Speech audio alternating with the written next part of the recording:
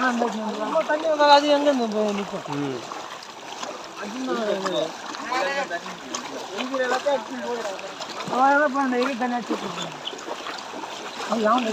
வீடியோரா நான் மட்டும்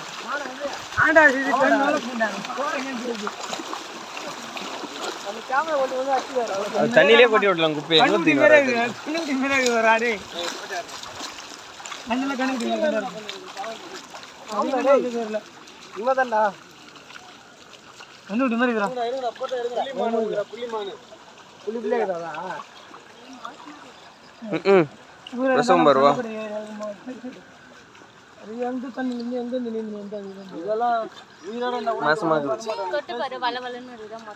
தண்ணி வர